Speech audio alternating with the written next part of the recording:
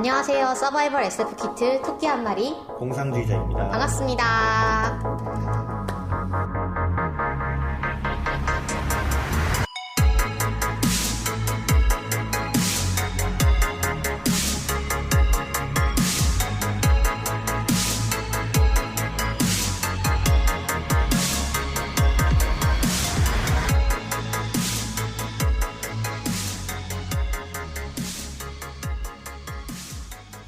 그 다음이 제가 좀 좋아하는 SF 만화와 애니메이션 파트입니다. 네.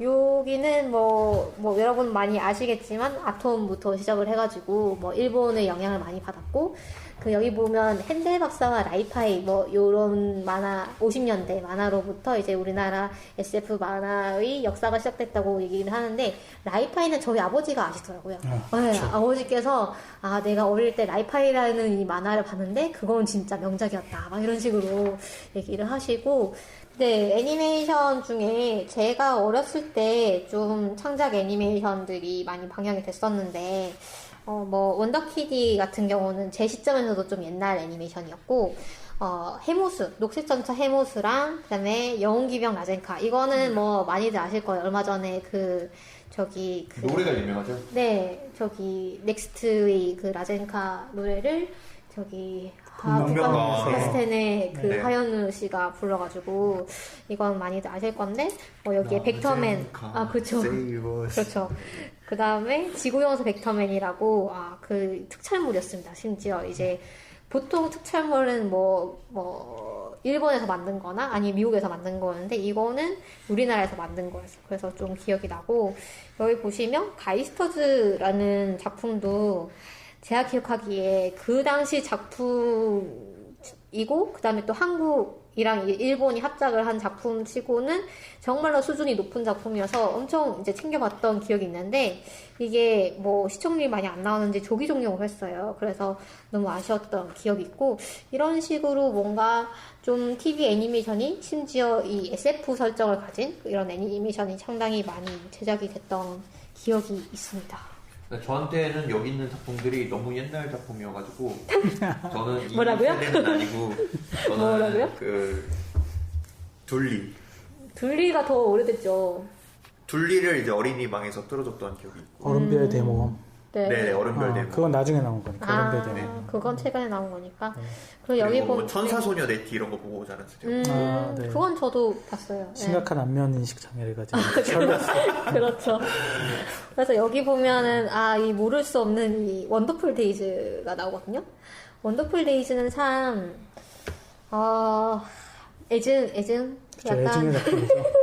애증의 작품인데, 이 작품이 나올 당시의 그 분위기도 약간은 기억나요. 이게 엄청나게 많은 자본을 투자를 해서 상당히 높은 퀄리티로 만들어지고 있고, 근데 계속 안 나오고 있다가, 약간 그런 괴담도 들었던 것 같아요. 뭐를 몽땅 잃어버렸다, 중간에. 이런 얘기도 나오고, 하다가 결국 개봉을 했는데, 상당히 그 혼종이 나왔는데, 여기 보시면 이 원더풀 데이즈가 망한 이유가 콘텐츠를 장르적 시각에서 분석이나 이해하지 못하고 있었기 때문이다라고 하셨는데, 이게 어떤 의미인지 혹시 좀 더 이 당시에 원더풀 네. 데이즈뿐만 아니라 비슷한 작품 몇 개들이 더 있습니다. 2000년대 초반과 90년대 후반, 소위 말하는 이제 밀레니엄으로 넘어올 때, 세기 말이 지나서 그렇죠. 새로운 Y2K. 네. 네. 세기로 넘어올 때 몇 가지 기묘한 기류가 있어서 이게 SF를 찍고 싶었다기보다는 그런 류를 찍고 싶었던 것 같아요.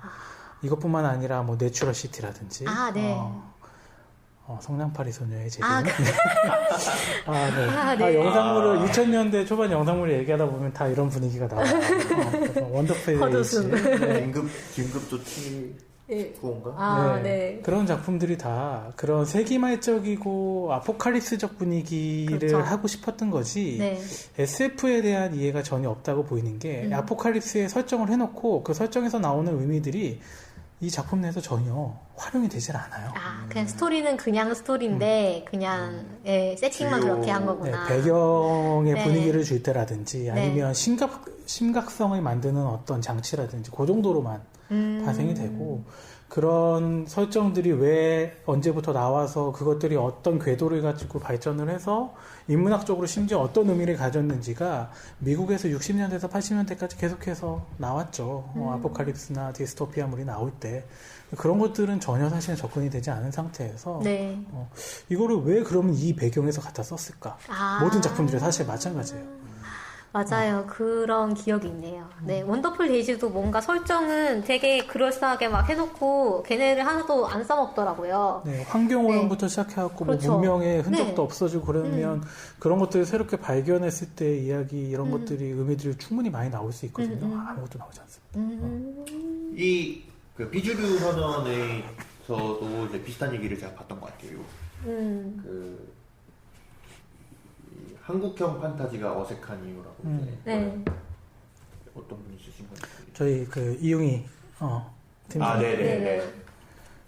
이용희 선생님이 이제 쓰신 건데 여기서도 그 최근에 있었던 그 드라마 아스타 연대. 네, 아스타 네. 연대기나 아니면은 뭐 등등의 작품에서 왜 한국형 판타지가 실패하는가, 장르로서 왜 그 장르가 성공하는지에 대해서 고민을 뭐 하지 않았다, 뭐 이런 이야기를 하시더라고요. 그러니까 드라마에서 특히 영상물에서 이런 거 굉장히 중요하고 더 직접적으로 보여주고 사람들한테 노출이 쉽게 되기 때문에 잘 생각해 보시면 요 몇 년간의 드라마들 중에 장르물들이 굉장히 성공을 많이 했어요. 의학 드라마, 시그널이라든지 의학 드라마라든지 도깨비. 전문물 네. 아니면 판타지 아니면 네. 추리물, 스릴러. 근데 그 작품들이 성공할 때 비결이 그 장르 요소들을 굉장히 잘 사용을 했어요. 그러니까 그 장르를 거기다 갖다 쓰는 이유는 창조적이지 못해서가 아니라 그게 들어갔을 때 나타나는 의미들이 확실하기 때문에 네. 그것을 갖다가 박아놓고 다른 것들을 변용하기 쉬우니까 그렇게 쓰는 건데 그리고 후호층도 그쵸, 끌어들이고 설명하기도 쉽고 네. 그리고 장르가 가지고 있는 그 장점 중에 하나예요. 이게 도식화되어 있다라는 것은 사람들이 예상하기 쉽다라는 건데 도식화되어 있는 걸 사람들한테 보여주고 끌어들인 다음에 그것을 배반하면 되거든요. 그러면 또 새로운 그렇죠. 것이 반전이 되는 거죠. 튀어나오기 때문에 그런 것들을 잘 이용하는 게 좋은 작품들이고 실제 좋은 작품들은 그렇게 하고 있고요. 그런 것들을 전혀 이용하지 못했다라는 게 아쉽죠. 네, 정말 이 원더풀 데이즈가 망함으로써 해서 그 한국 애니메이션의 암흑기가 시작됐다고 봐도 과언이 아닌 정말 블랙홀 같은 작품이었습니다. 음악은 좋았는데. 그렇죠. 음악 네. 좋았고. 네. 이때 이제 네. 일본처럼 네. 막 음악 작업을 잘 하려는 시도들이 있어서 나온 게 사실은 라젠카의 명기병 라젠카 네. 넥스트가 작업을 했던 것도 그런. 그렇죠. 참 안타깝습니다. 네. 그 다음으로는 과학에 대한 인식의 지체. 이 부분도 저는 그 과학 커뮤니케이션 관점에서 봐서도 상당히 좀 의미가 있는 챕터였는데요. 그래서 여기 보면 제가 좀 그렇구나라고 생각했던 부분이 그 전쟁 좀 거대 담론, 우리가 근대사 뭐 전쟁을 겪고 그다음에 일정 강점기도 있었고 민주화 운동까지 이 거대 담론이 사회를 지배하고 있었기 때문에 이런 리얼리즘과 반대되는 요 좀 판타지 영역, 환상성, 그다음 이게 이제 SF도 이제 환상성을 가지고 있으니까 요런 것들이 이렇게 주변에 머물 수밖에 없었다. 뭐 요런 얘기가 있었거든요. 그래서 그다음에 이게 참 리얼리즘과 합리주의적 사고방식이 대치될 수밖에 없나요?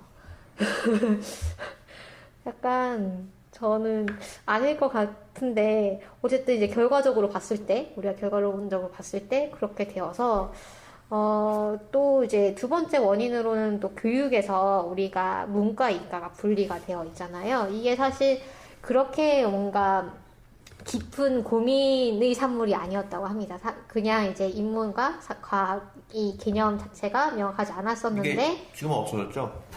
없어졌나요? 오늘 교육과정부터 뭐 없어진다고 제가 듣긴 했는데 그런가요? 아직 개정 개정 전이니까. 픽스 안 됐어요. 네네. 계속해서 나뉘어서. 네. 겁니다. 뭐 다음 교육 과정부터 바뀐다 뭐 이렇게 제가 들었던 것 같아요. 정말요? 그러면 정말 다행인데 이건 정말로 좀 문제인 것 같아요. 이것도 상당히 아까 그 교수님이랑 그 여담을 나눌 때도 얘기가 나왔는데 사람들이 과학 그리고 SF는 자신의 삶과 상관이 없다고 생각을 하고 뭔가 전문가들만 해야 하는 어려운 것이라는 그런 이미지가 유달리 우리나라에서는 깊이 박혀 있는 것 같거든요. 네, 그래서 이런 부분들이 과학 커뮤니케이션도 그렇고 또 SF라는 장르의 흥행에서도 그렇고 상당히 깊이 인식을 좀 영향을 미치고 있지 않나라는 생각이 듭니다. 저는 이거를 되게 가끔 재밌는 예시를 들여서 설명할 때가 있어요. 이 네. 부분을.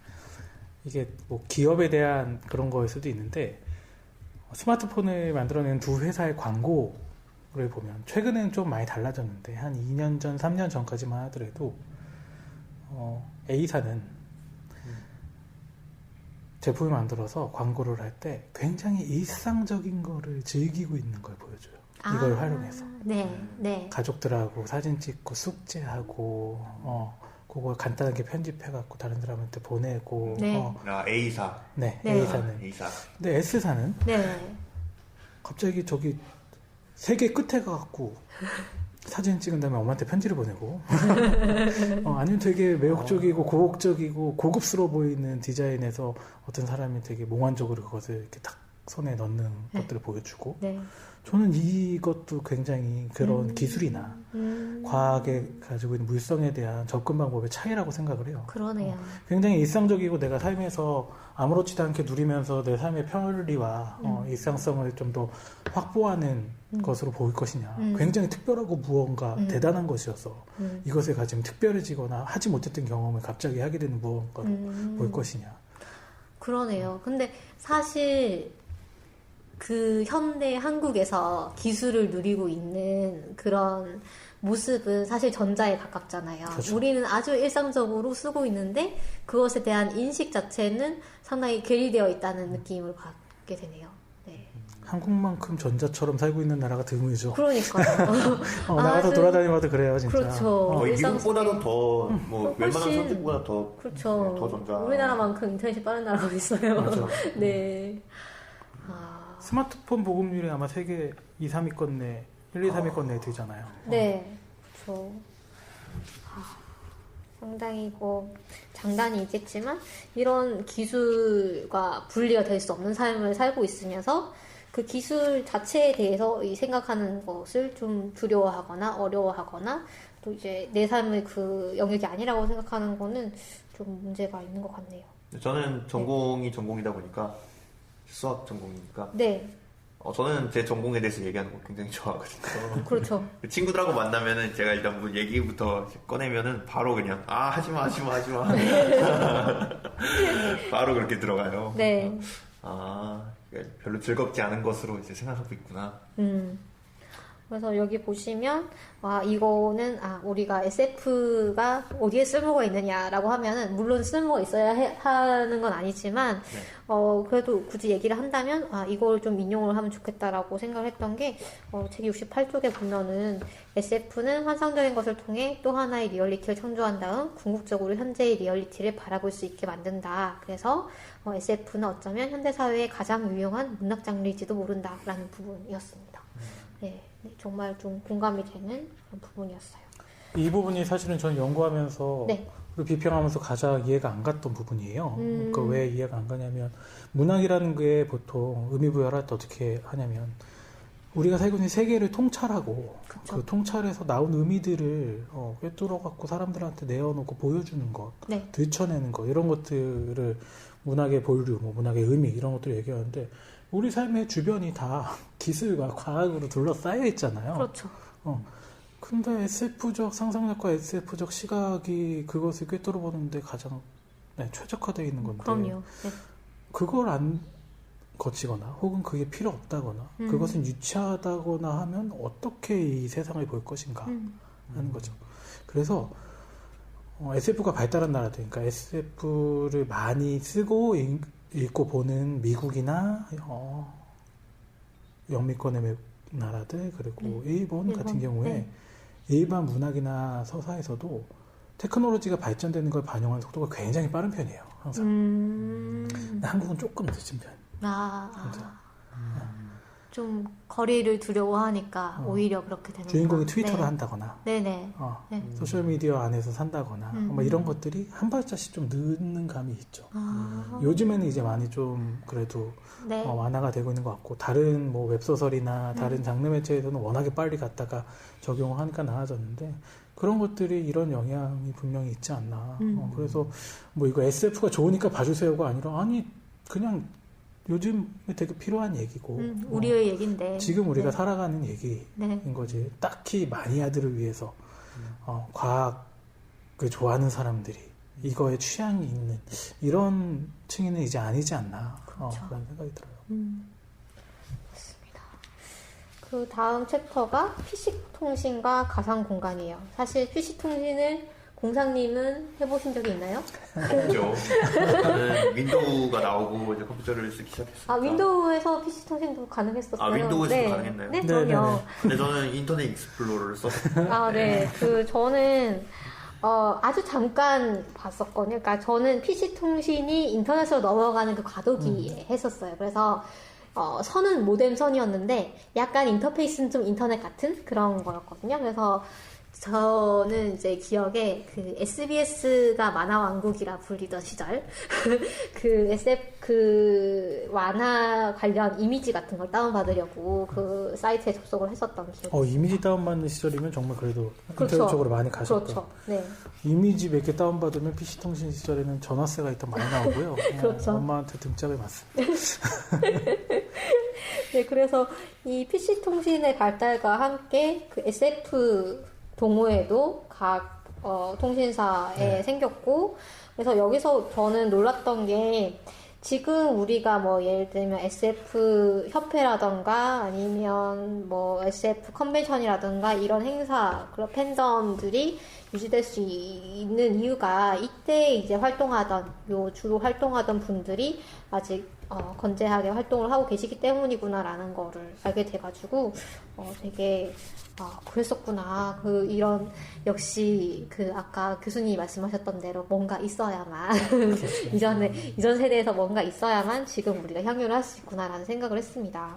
저도 사실 이때 네. SF 커뮤니티 활동은 안 했어요. 저는 이때 PC통신에서 게임하고 네. JRPG 그런 거 한참 할 때라 제가 일본어를 JRPG로 공부했기 때문에 그게 가장 빠른 방법이죠. 네, 네. RPG 게임으로 분명히 번역되지 않은데 게임은 왠지 해야 익히고. 되니까. 네. 그래서 저는 그런 활동을 했을 때라 잘 몰랐는데 나중에 들어보니까 요 시기에 그 동호회 거의 막내 네. 격이 장강명 작가님. 네. 그러니까 요때 거의 막내뻘이라고 하시더라고요. 그렇구나. 그래서 요 챕터랑 요 다음 챕터도 같이 뭐 다루면 될 것 같은데 팬덤의 탐생과 웹진이라는 챕터입니다. 그래서 아까 말씀드렸다시피 이 PC통신에서 요 팬덤을 주로 이루던 분들이 박상준 선생님도 계시고 또 뭐 도서관 SF 판타지 도서관 네. 만드신 조동식 관장. 네, 맞아요. 네, 관장님도 계시고 이런 분들이 또 팬덤 활동을 하면서 웹진이 만들어집니다. 거울이라는 웹진은 여러분들이 막 다 아실 거예요. 그래서 거울 웹진이나 아니면 조이 SF에서 만든 해피 SF라던가 판타스틱은 저도 기억나요. 판타스틱이 만들어져서 좀 나오다가 지금은 없죠. 근데 뭐 상당히 요것도 뭔가 콘텐츠가 알찼던 기억이 있고요. 그 다음에 저희는 호스텔 다니다 보니까 크로스로드는 익숙하고요. 제가 사실 SF를 처음 접한 게, 그러니까 한국 이제 SF 소설을 처음 접한 게 얼터너티브 드림을 통했던 것 같아요. 그래서 그걸 봤는데 그 앞에 서문에 우리 학교 교수님이 서문을 쓰신 거예요. 그래가지고 이게 뭐지 이러면서 딱 봤더니 이제 ABCTP에서 발행한 그런 책이더라고요. 그래서 사실 그 교수님께 제가 대중문학의 이해라는 과목을 들었는데, 그 교수님이 이제, 여러 가지 장르 소설을 익히는 그런 과목이었어요. 그 중에 이제 하나가 물론 SF였고, 그게 그 테드 창의 바빌론의 탑이었습니다. 그래서, 네, 그때도 참 재밌었는데, 그래서 이 가상공간, 이 PC통신에서 또 웹으로 이어지는, 웹진으로 이어지는 이 가상공간을 통해서 이 SF가 좀 어떤 암흑기에서 좀 벗어나서 장르 정체성을 확립을 하고 어느 정도 그 공간을 만들 수 있었다, 이런 얘기인데, 상당히 한국에서만 가능한 그런 일인 것 같아요. 그 웹진은 정말 네. 그러니까 PC통신까지는 전 세계적으로도 있었을 법한 일인데, 네. 웹진은 정말 한국적인 현상인 것 같아요. 웹툰이 한국적인 만화의 형식을 새롭게 만들어냈듯이, 네. 웹진을 위주로 이런 팬덤이 발달하는 것도 굉장히 한국적인 현상인 것 같고요. 지금까지도 이런 것들은 계속해서 유지가 되고 있고, 이게 아마 2000년대 이후로 넘어와서 자리를 잡기에 굉장히 용이한 방법이 아니었을까. 그때 당시로는 가벼워 보이고 네. 애들이 장난처럼 보였을 수도 있지만, 네. 오히려 지금에 와서는 이게 더 여러 가지 경쟁력을 만들어내기에 되게 좋은 방법이었다. 그거를 처음부터 이쪽에 자리를 잡은 게 오히려 더 유용했을 수도 있겠다라는 생각이 들어요. 그러니까 2000년대 초반, 90년대 후반까지만 하더라도 지금도 시골 같은데 초등학교 가면 아직도 이렇게 옛날 거 안 떼놔서 남아있는 게 있어요. 인터넷에서 친구를 사귀지 맙시다. 네. 그러니까 면대면의 관계가 오리진, 진짜라고 의미를 부여하고, 시뮬라크로 가상 공간에서의 행위들은 가짜라고 이야기를 하는 거죠. 그런 인식들이 굉장히 많고요. 지금도 사실은 남아있다고 생각을 해요. 그렇죠. 근데 사실 그렇게 볼 수 없다라고 생각을 하고요. 저는, 제가 있는 연구소이다, 인문철학을 하다 보니까, 네. 자아 문제, 이런 얘기를 할 때, 작년에 이제 학술대회 때 발표했던 게, 자아가 소셜 계정에 따라서 각기 분리되어 있어서 그게 다 내 자아다. 페이스북에서의 그렇죠. 자아, 인스타에서의 자아, 맞아요. 트위터에서의 자아, 음. 다 다른데, 다르죠. 예전에는 이게 아마 20세기 후반이나 21세기 초반의 시각이었으면, 그 중에 그러면 진짜 너는 무엇이냐? 라고 물었을 거예요. 근데 아니지, 다 나다. 그렇죠. 라는 거죠. 네. 그런 나 저런 나. 저도 이제 느끼는 게 뭐냐면, 저는 페이스북으로 소통하는 게 너무 이제 용이하고 또 편해서, 또 하고 싶은 말 있으면 페이스북으로 그때그때 하는 편이고, 생각나는 거 있으면 다 페이스북에 쓰는 편이거든요. 거의 트위터 같이 페이스북을 해요. 네. 그래서 일단 새로운 사람을 만나면은 일단 페이스북 친구를 걸어야 돼요. 페이스북 친구를 걸고 그 사람이 제 페이스북 계정을 봐야만 제가 어떤 사람인지 알 수 있다고 생각하거든요. 그래서 이제 농담으로 하는 말이, 내 몸은 껍데기다. 껍데기고 여기 페이스북 안에 있는 게 진짜 내 자아고, 알맹이야. 이거는 이제 현실에서 생활하기 위한. 네. 약간 수트 같은 거지. 그렇죠. 서로게이트 뭐 그런 네. 것처럼. 네. 그럴 그런 수도 거다. 있겠네요. 그런 식으로 농담을 하긴 하는데, 실제로 저는 이제 페이스북도 하고 인스타도 하고 트위터도 하는데 다 용도가 분리되어 있고, 그렇죠. 다 자아가 뭐 약간 분리되어 있다, 이런 거를 많이 느끼는 것 같아요. 그렇죠. 네. 완전 다르잖아요. 네, 플랫폼에 달라요. 따라서 사용하는 방식이 다르고요. 심지어 저는 현실에서의 저랑 카톡 단톡방에서의 저도 다른 것 같아요. 그렇죠. 네. 단톡방에 나는 다를 수밖에 없죠. 네. 단톡방에 나는 지극히 사회화되고, 그렇죠. 네, 포지셔닝된 어떤 그냥 역할극을 하고 있는 나죠. 그렇죠. 이게 현실에서도 사실은 일어나는 일이잖아요. 회사에서랑 그렇죠. 뭐 집안에서랑 또 뭐 어디 파티를 간다거나 그러면은 바뀌잖아요, 사람이. 그런 거랑 뭐 같은 게 아닌가 이런 생각이 좀 들기도 하고. 네.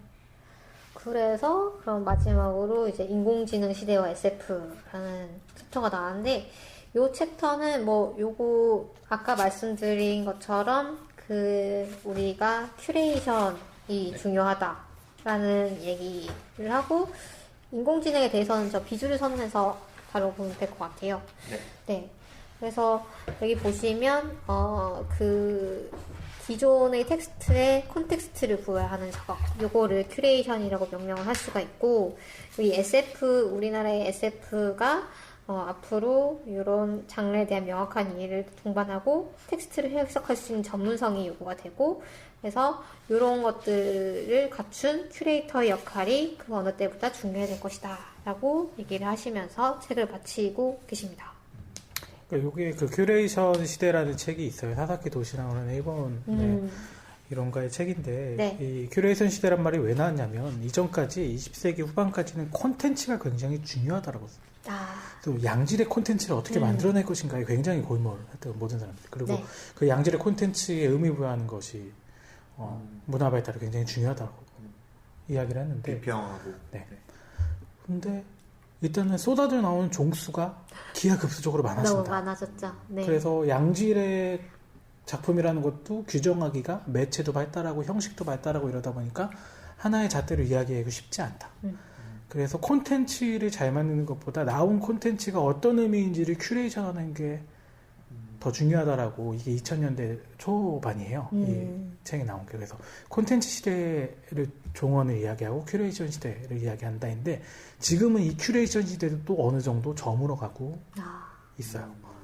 그래서 사실 저 비주류 선회에서 제가 처음에 장르란 무엇인가에 보면 그렇죠. 네. 큐레이션을 넘어서 해시태그화되고 분절화된 요소들에 대해서 이야기를 하는데 그렇게 사실 시대가 빨리 변하고 있거든요. 그렇죠. 그러니까 과학기술이 발전하는 것처럼 그거를 받아들이고 그 위에서 살아가고 그것을 인식하고 해석해야 되는 인문학도 계속해서 속도감 있게 발전하고 있거든요. 정말 그래야겠네요. 넷플릭스 뭐 이런 거는 큐레이션 아닌가요? 일종의 큐레이션 엄청난 시스템. 큐레이션 시스템이죠. 그렇죠. 네. 인공지능이 도입된 그쵸. 그 추천도 이제 인공지능을 통해서 하는 거잖아요. 비슷한 사람들이 어떤 작품을 봤는지를 통해서 추천을 한다고 저는 들었거든요. 그 유튜브나 넷플릭스 다 마찬가지. 내가 올려놓은 내 개인정보나 연령대, 성별, 내가 검색해봤던 거, 몇 편 봤던 거에 맞춰서 알고리즘화해서 계속 추천하잖아요. 유튜브가 제일 무서운 것 같고요, 넷플릭스보다. 그 맞아, 나에게 맞아. 추천한 동영상 보면은 좀 깜짝 놀랄 때도 있어요. 이런 영상을 나한테 왜 추천했지? 밑에 댓글 보면 유튜브 알고리즘이 나를 여기를 끌었다고 다 나오잖아요. 그러니까 왜 이걸 나한테 추천했는지 모르겠는데 클릭하면은 진짜 정신없이 빠져들게 되는. 맞아. 어쩌면 유튜브가 나보다 나의 취향을 더 잘 알 수도 있겠네요. 어쩌면 그런 거대 시스템들이 생겨나면서 좀 큐레이션의 시대가 끝났다. 그러니까 인간이 하는 큐레이션의 시대는 이제 저물어가고 있다. 네. 그럴 수 있죠. 그러면 비주류 선언으로 넘어갈게요. 비주류 선언에서 처음에 장르란 무엇인가라는 챕터와 그리고 이 인공지능에 대해서 말씀을 하신 게 옆집의 인공지능식. 네. 요 챕터를 집필을 하셨습니다. 그래서 장르란 무엇인가 요것도 처음에 그 봉준호 감독의 얘기로 시작을 하세요. 이게 너무 현 시대적이라서 동시대적? 네, 네네. 너무 컨템포러리 해가지고 놀랐어요. 그러게요. 깜짝 놀랐어요. 네. 바로 작년에 쓴 거. 작년 이맘때 이 챕터를 썼을 거예요. 그래서 그렇죠. 봉준호 감독 영화는 다 되게 장르적이죠. 네. 그럼에도 불구하고 상당히 대중적으로 또 인기도 있고. 네. 그래서 여기 보면 이제 장르라는 개념을 우리가 왜 정의를 해야 되는가 뭐 이런 것부터 나오는 것 같아요. 그래서 장르라는 거는 어떤 취향이라고 볼 수도 있고 요소로 볼 수도 있고 분류 양식으로 볼 수도 있다. 뭐 이런 얘기도 있고 그 다음에 장르라는 것은 우리가 가지고 있는 것 또는 원하는 것 또는 소비하는 것이 무엇인가를 규정하고 그 다음에 그 정체를 밝히고 의미를 부여하기 위한 가장 기본적인 활동이자 습성이다. 이렇게 소개를 하고 계십니다. 그래서 이렇게 중요한 장르인데 한국에서 장르 문학이라고 하면은 왠지 이제 순문학에 비해서 뭔가 한 등급 떨어지는 것 같고 뭔가 좀 비주류인 것 같고 뭔가 좀 마니악한 것 같고 그래서 예전에 이제 대중문학 또는 통속문학이라고 하던 그런 용어를 대체를 하고 있는 것 같다.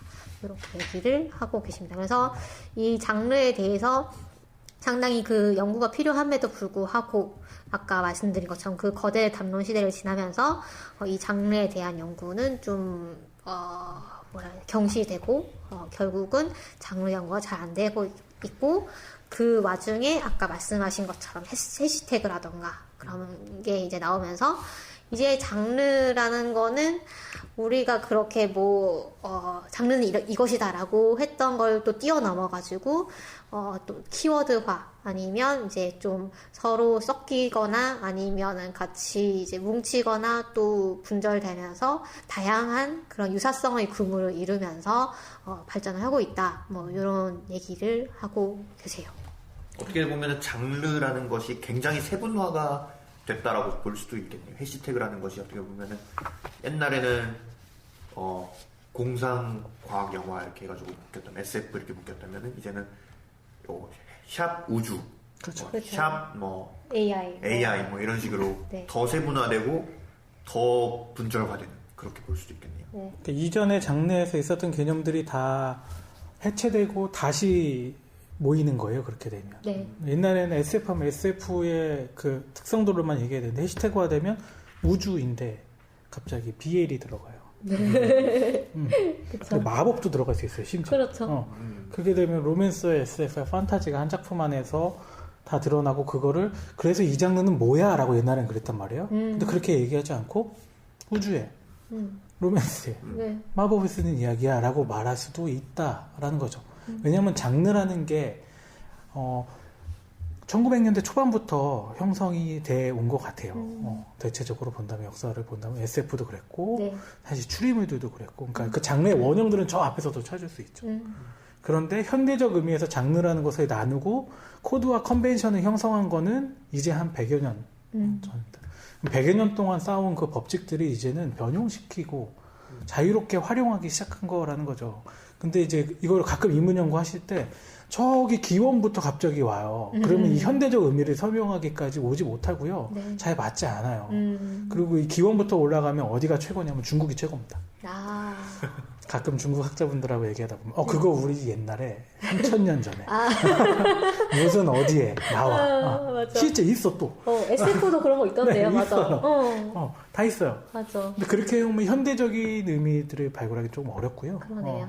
그 형식들이 언제부터 코드화되고 관습화돼 갖고 사람들한테 이야기 형식에 영향을 미치는 무언가가 되었는가는 되게 현대적인 현상이라고 보시면 돼요. 그래서 사실은 장르의 의미가 문학 시간에 배우는 거랑 영화에서 다루는 거랑 문화에서 다루는 거랑 다 달라서 네. 그런 것들을 조금 요 원고에서는 일람하고 그래서 사실 그렇게 친절한 사실 프롤로그는 아니에요 이게 읽으면서 그렇게 착착착 정리가 될 만한 사실 그런 건 아니고요. 그런 개념들 다 일람하고 요거는 이런 의미들이 있었으니까 그것들을 다 파악하고 난 다음에 빨리 우리 다음으로 넘어가야 됩니다라는 이야기를 하기 위해서 썼던 거고. 읽으면서 저는 굉장히 재밌게 읽었고 맞아. 또 새로운 이야기였어요. 저에겐 굉장히 새로운 이야기여가지고 이게 원고를 다 쓰고 나서 출판사에서 갑자기 연락이 왔어요. 네.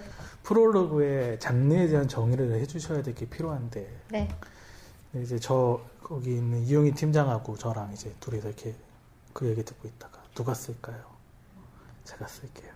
라고 해서 제가 책 들어가기 한 2달 전? 네.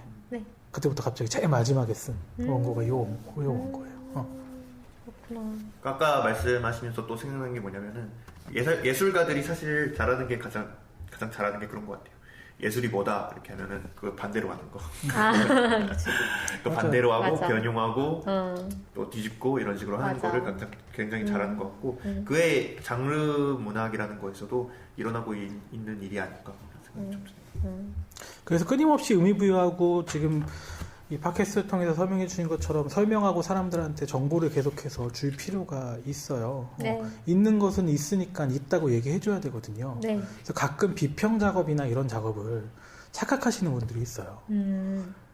좋은 거냐 나쁜 거냐라고 물어보세요. 그래서 그 작품이 좋냐 나쁘냐. 근데 비평은 그걸 얘기하는 게 아니에요. 그렇죠. 그래서 가끔 이 책을 갖고도 이제 뭐 학회나 다른 북토크나 이런 데 다니면서 얘기했을 때 네. 장르 문학이나 SF 이런 것이 한국 문학의 대안이 될 수 있겠냐라는 얘기들을 하실 때가 있어요. 그래서 저는 그럴 필요 없는데요? 라고 얘기를 해요. 대안이나 이게 좋기 때문에 이걸 하자는 게 아니고요. 그렇죠. 이게 지금 있고 한국에 심지어 110년 동안 있어 왔고 그러기 때문에 이야기하는 것뿐이다 라는 거죠. 있었는데 이야기를 안 해온 거고요. 그렇죠. 그래서 다음에 그 옆집의 인공지능 씨에 대해서 얘기를 하면, 아까 잠시 말씀드렸던 그 알파고 쇼크에서 시작합니다. 알파고 이후의 얘기를 하시는데, 사실 뭐 잠깐 쇼크가 있었지만, 또 우리가 또 잊어버리고 다시 일상생활로 돌아왔고, 여기 보면은 더 이상 인공지능은 노붐으로 작용하지 않는다. 요게 좀 재밌었는데, SF에서 우리 삶을 이전과는 다른 형태로 바꾸는 결정적인 기술적 요인을 노붐이라고 부른대요. 그래서 이 인공지능은 너무 다양한 영역에서 다양하게 쓰이고 있기 때문에 이 단순히 우리에게 뭐 어떤 영향을 미쳤다 뭐 이렇게 한 문장으로 말할 수가 없는 거죠. 그래서 우리 시대의 인공지능은 그럼 무엇일까 뭐 이렇게 얘기를 하고 계세요. 특히 인문학 쪽에서 더 심한 것 같고요. 인공지능에 대한 환상성이 너무 많은 것 같아요. 그렇죠. 인공지능 하면 사실은 스트롱 AI 정도만 생각을 하고 있는데, 맞아요. 네. 지금 우리가 현재 어쨌든 구현되고 있는 것은 약 인공지능이잖아요. 네. 그렇죠. 아까 말씀하신 그 유튜브 추천 네, 알고리즘도 추천 알고리즘, 내비게이션 뭐. 그렇죠. 네. 저희 아이는 리모컨을 쓰지 않아요. 음성인식으로. 네. 태어나서 자기가 말을 할 수 있을 때부터 이미 음성인식 인공지능 시스템이 있었기 때문에 리모컨으로 채널 돌릴 생각을 해본 적이 없고, 이 리모컨을 잡고 뭘 할 생각을 해본 적이 없어요. 그런데 그 정도로 이제 익숙해진 시대라는 거죠. 근데 그 앞에 그런 인공지능들에 대한 관심은 별로 없고요. 자꾸만 인간을 멸망시킬 어떤 거대 악으로서의 그런 것들만 사실 생각을 하고 있어서 서사에서도 사실 마찬가지이고, 그리고 또 하나 인공지능이 이전에는 약간 인간과의 대척 지점, 인간과 얼마나 닮을 수 있을 것인가 이런 얘기들이, 인간성에 대한 질문. 인간성에 대한 질문 되게 많이 나왔는데 아니라는 거죠. 인공지능이 이미 그거보다 훨씬 더 많이 가고 있고, 그거를 인문학적으로 해석하는 것도 더 많이 가야 돼요.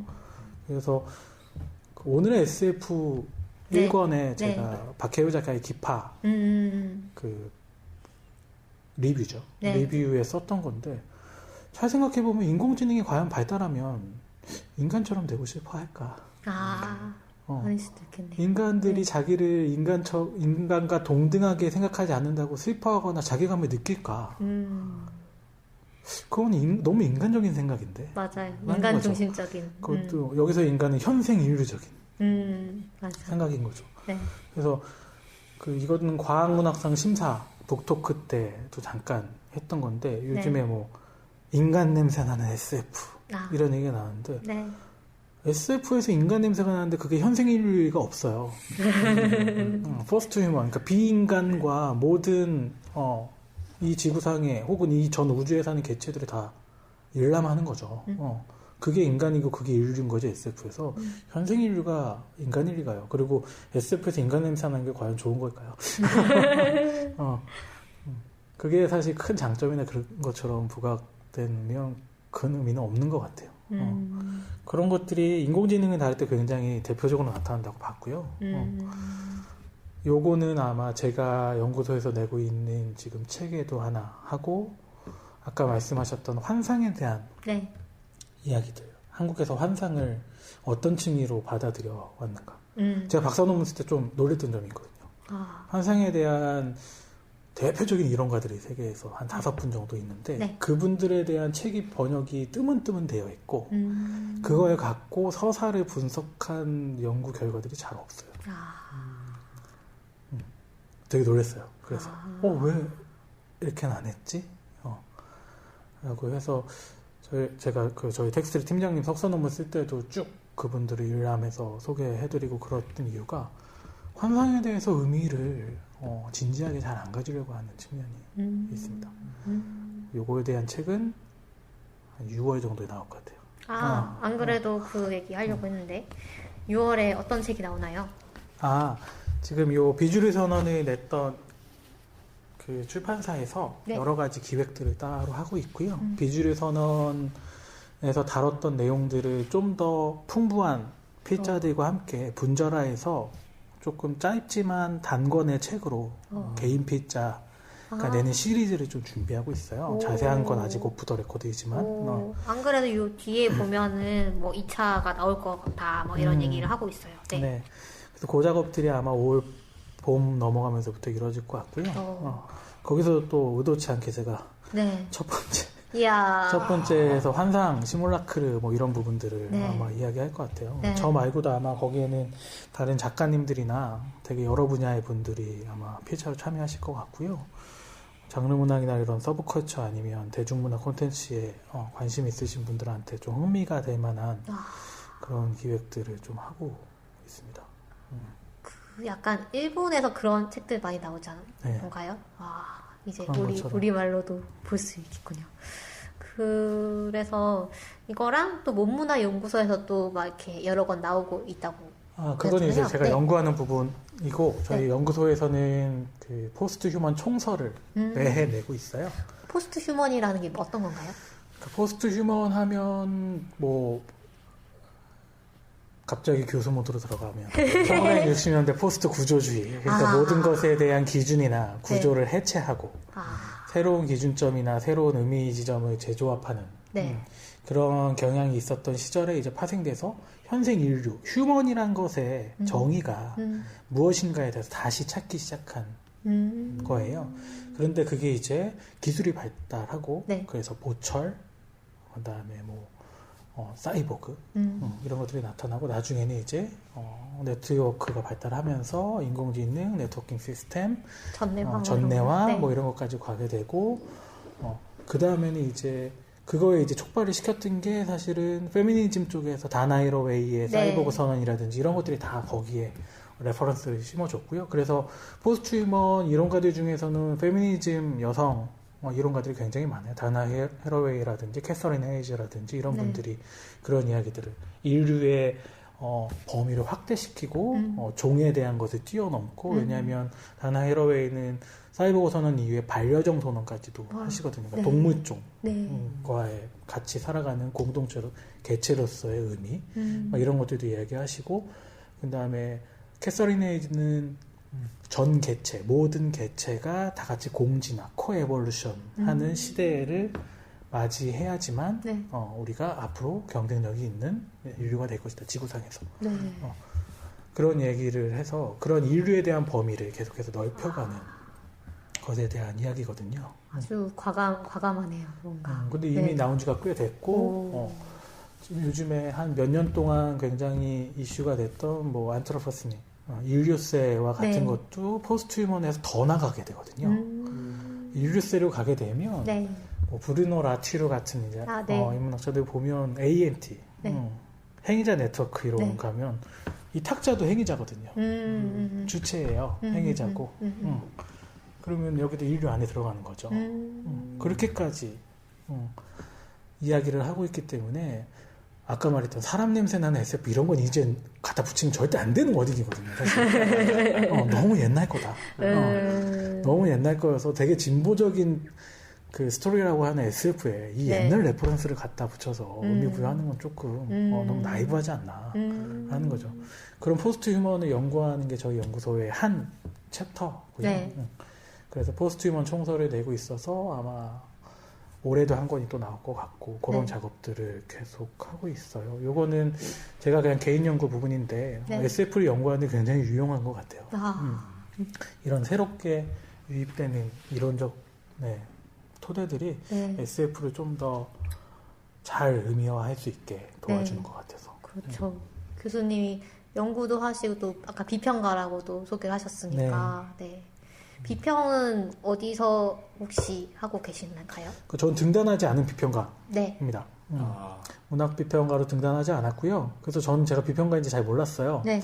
근데 몇 년 전에 문화를 다루는 국가기관에서 저한테 섭외 전화가 오면서 이주용 평론가님이시죠? 그래서 평론가인가 보구나. 그때부터 그냥 평론가라고 얘기하고는 있는데요. 네네. 비평 활동은 계속 해오고 있고요. 크로스로드에서 SF 리뷰 코너가 신설됐을 때부터 사실은 계속 활동을 하고 있고 네. 다른 지면에서도 계속해서 청탁을 받아서 SF 평론을 그러니까 현장 비평을 하고 있어요. 그래서 최근 나오는 작품들에 대한 것도 꾸준히 하고 발굴되지 않은 작품들에 대해서 계속 지금 발굴을 하려고 노력하고 있어요.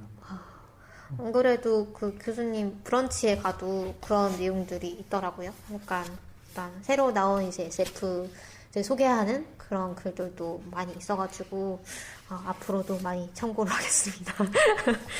그리고 그러면 저희 오늘 준비한 얘기를 거의 다 했나요? 네, 원장님? 거의 다 한 것 같아요. 네, 그러면 사실 이거는 맨 처음에 여쭤봤으면 더 좋았을 텐데 SF를 좋아하시니까 연구를 하셨겠죠? 혹시 언제부터 SF를 좋아하셨는지랑 혹시 최애 작품 너무 꼽기 힘드시겠지만 뭐 아니면 지금 추천을 해주고 싶으신 작품이라던가 뭐 이런 거 얘기해 주시면 좋을 것 같아요. 저는 원래 학부가 문예창작과예요. 네. 소설 창작 전공이었어요. 시기 봐서 학교 들어갔고요. 네. 그래서 소설 창작을 하고 있었는데 제가 어저께 바로 트위터에다 썼단 말이에요. 준하님이 IT 해줘갖고 지금 IT가 계속되고 있는데 소설을 썼고 제가 소설 동네 회장이었어서 학교 신문에도 한 반년여 연재를 했어요. 그래서 그 작품을 이제 교수님들한테 피드백을 받는데 네. 소설이 아니시라고 그러시더라고요. 아니 소설이 아니라고? 이건 뭐 소설이 아니다. 뭔가 너는 무엇을 쓴 거냐? 그래서 그럴 리가 없는데 네. 라고 의구심을 품고 그 전부터도 좀 욕심이 있었지만 대학원에 갈 때 창작이 아니라 이론으로 대학원에 지원을 했어요. 문예 이론 전공으로. 그래서 그때부터 열심히 이론을 파기 시작했어요. 네. 관련 이론을. 문학 이론하고 비평 이론을 파기 시작했는데 제가 썼던 것들이 SF더라고요. 그래서 그 전까지는 난 SF를 좋아해 라는 자각은 없었던 것 같아요. 근데 돌이켜보니 내가 좋아하고 내가 썼던 것들이 다 SF였던 거죠. 나는 이쪽인가 보구나. 네. 라고 해서 그 장르적인 그 소비와 또 연관이 되는. 네, 저 만화도 엄청 많이 봤고 네. 동생은 제가 남동생인데 네. 동생이 영화 연출을 해요. 그래서 둘이 대학에 가고 나서 가장 먼저 했던 게 동네에 있는 모든 책방의 만화책을 다 섭렵하는 일이었어. 한 3년 만에 끝냈어요. 싹 다. 와. 장르 안 가리고 싹. 멋있다. 그래서 부모님께 되게 당당하게 그때 대여점 시절이었거든요. 네. 그래서 소설 전공, 영화 전공, 그러니까 만화책을 이만큼씩 들고 와서 부모님이 너 뭐냐 그러면 이거 다 필요한 공부하는 거다. 되게 당당하게 집에 만화책을 쌓아놓으면서. 와. 근데 그때 봤던 것들이 SF 굉장히 많았고 네. 특히 순정 만화 쪽으로 넘어갔을 때 SF 굉장히 많았고. 그렇죠. 순정 만화에. 네. 8, 90년대 순정 만화도 맞아요. 한국 순정 만화도 SF 굉장히 많았거든요. 네. 그래서 제 박사 논문에도 강경옥 작가의 맞아요. 노멀시티가 들어가 있어요. 네. 제 최애 작품 중에 하나입니다. 네. 그래서 그런 것들을 보면서 인식은 못했지만 계속해서 노출돼 있었고 나중에 이론적으로 알아봤더니 SF더라 해서 약간 저는 이렇게 온 경우예요.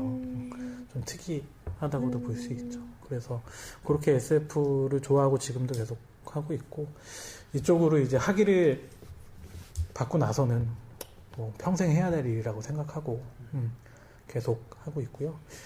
가장 좋아하는 작가는 사실은 저는 필립 K. 디크하고 테드 창을 가장 좋아하고요. 네. 약간 저는 필립 K. 디크 저번에 특집 다룰 때도 좀 얘기를 했던 것 같은데 저는 필립 K. 디크는 좀 아까 말씀 계속 하신 것 같은데 좀 세상을 좀 이렇게 좀 차갑게 바라보는 그런 게 있는 것 같아요. 네, 삐딱하게 보는 보면 있는 것 같아요. 희망을 쉬이 품지 않고. 네. 그런 게 저는 어릴 때 너무 좋았던 것 같고 특히 소설 창작을 공부할 때는 필립 K. 디크의 단편들의 구성이 너무 좋았어요. 단편 구성이 너무 좋아서 이렇게 단편을 쓸 수 있으면 얼마나 좋을까라고 사실 생각을 해서 그때는 SF를 쓰고 싶다는 생각을 안 했었는데도 그런 단편을 쓰고 싶다라고 굉장히 생각했고요. 나중에 이제 테드 창의 작품을 보면서도 테드 창 작품 중에서 가장 좋아하는 건 사실 소프트웨어 객체의 생애주를 굉장히 좋아해요. 그런 시각 어느 정도 선을 지키면서 차갑지도 그렇다고 마냥 온정을 붙지도 않는 그런 시각 되게 그렇죠. 좋아하고요. 네. 그런 작품들 많이 소개해주고 다니고 있고 한국 작가들은 요즘에 수업 시간 때 적극적으로 소개를 하고 있어요. 근데 굉장히 재밌는 현상이 있습니다. 제가 SF를 수업 텍스트로 다룬 지가 한 6, 7년여가 돼가요. 이제 제가 강의 경험이 한 10년 정도 되는데 한 6, 7년 정도 이제 SF를 수업 텍스트로 많이 다뤘었는데, 저도 처음에는 이제 한국 작가들의 어떤 작품들을 소개시킬지가 애매하고 책이 안 나온 경우도 많아갖고 네, 잘 네. 소개 못하다가 요 한 2, 3년 전부터 한국 작가들의 작품을 아예 리스트로 올려갖고 요 작품을 보고 한번 에세이를 써와라 라고 네. 시키는데, 외국 작가들의 작품보다 훨씬 더 퀄리티가 좋아요. 아, 한국 작가들의 작품을 소개해줬을 때. 아, 외국 작가들의 작품은 진짜 어려워하거나 이해를 네. 못하거나 하는 부분들이 종종 발생하는데, 한국 작가들은 안 그렇더라고요. 그래서 굉장히 재밌고 즐겁게 그런 것들을 좀 하고 있어요. 그 작업이 재밌고, 한국 작가 중에서는 최애 작가는 정소연 작가님을 가장 좋아합니다. 그렇구나. 그다음에 김보영 작가님을 좋아합니다. 네네. 남자 작가님인데 죄송하고요. 정소연 작가님은 제가 너무 예전부터 공부할 때부터 좋아해갖고, 작품이 제가 첫 공식 비평을 정소연 작가님 작품을 했어요. 아, 그렇구나. 벼르고 있었어. 고려를 받는 정식 지면에 오면 네. 그걸 할 것이다. 그 작가님들 좋아하죠. 알겠습니다. 아, 여러분 오늘 어떠셨는지 모르겠어요. 정말 저희가 진행할 때와는 차원이 다른 깊은 얘기를. 저희도 너무 재밌게 들었습니다. 네, 진짜 정말 저도 그러네요. 듣는 네. 입장에서 저희도 많이 즐기면서 했고, 여러분들도 참 재미있게 들으실 수 있을 것 같아요. 그리고 이제 교수님께서 깊이 있는 얘기도 근데 좀 되게 알기 쉽게 말씀을 해주셔가지고 충분히 재미있으셨으리라고 저희는 기대를 하고 있습니다. 교수님 이제야 초빙을 드려가지고 죄송합니다. 아닙니다. 사실 진지하게 초대를 했으면 좋았을 텐데, 저희 오늘 다룬 책들도 다 너무 재밌으니까 여러분들도 한번 구해서 읽어보시면 좋을 것 같고요.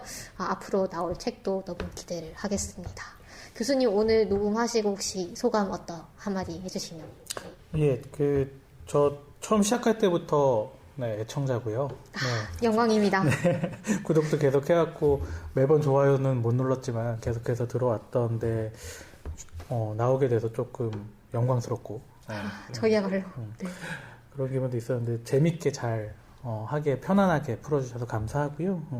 SF를 마냥 마니아적인 거라고 생각 안 해주시고 계속해서 다양한 작품들, 그리고 아마 한국에서는 향후 몇 년간 더 많은 작품들이 쏟아져 나올 것 같아요. 그래서 꾸준히 잘 버티시면서 더 많은 작품들 소개해 주셨으면 좋겠습니다. 그렇죠. 부탁드릴게요. 네, 감사합니다. 저희 방송도 더 많은 분들에게 다가갈 수 있도록 네, 콘텐츠도 계속 생산을 하면서 그 홍보에도 좀 힘을 쏟도록 하겠습니다. 그러면 오늘 방송은 여기까지 하고요. 네. 다음 방송에서 뭘 저희가 다루기로 했었죠?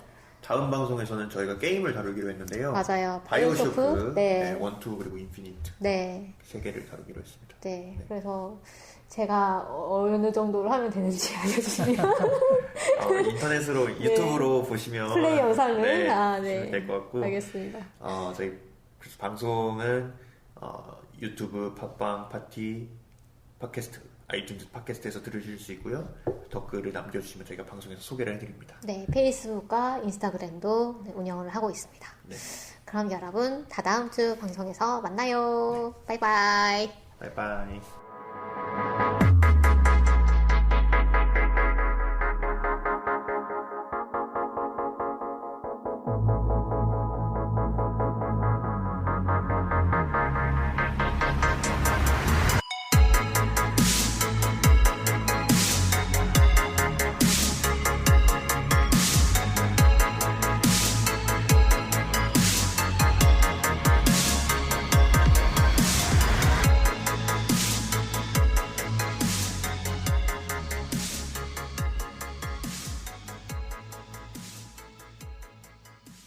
이 프로그램은 과학기술진흥기금, 과학기술정보통신부 및 복권기금, 기획재정부의 재원으로 한국과학창의재단의 지원을 받아 제작했습니다.